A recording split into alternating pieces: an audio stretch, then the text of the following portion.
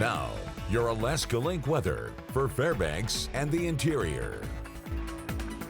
Well, good evening and happy Wednesday. Over the last few days, we've been talking a lot about some snow events that are spreading their way across much of Alaska.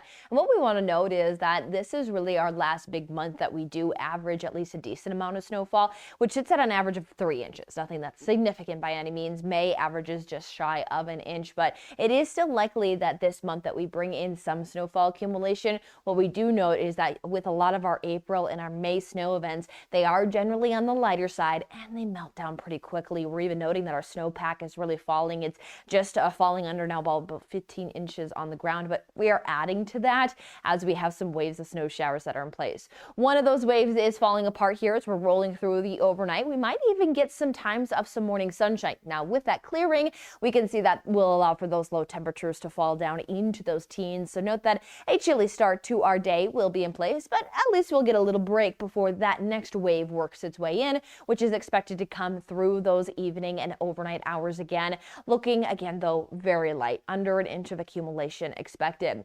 We are noting, though, as we roll into our Thursdays, that we are looking at temperatures back up into those 30s. So the cold spell short-lived, and that's also typical for this time of the year. We can still get a little bit of some of those cooler air masses, but they don't last very long as we have a lot of influence that's now going to continue to come from the south, which will trend for us to maybe even see some 40s.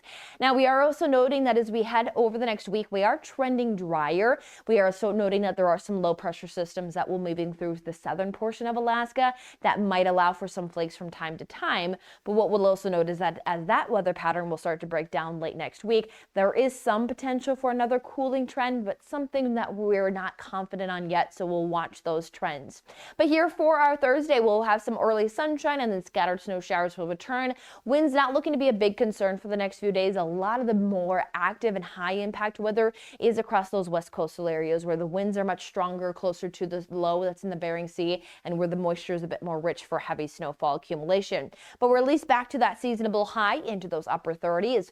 We're noting that accumulation, as mentioned, is expected to stay on the light side. Might see those White Mountains get over an inch of accumulation, but many low-level elevational areas, we're talking maybe up to a half an inch of some snowfall. So more of just that dusting that, again, doesn't last very long. It should melt down pretty quickly.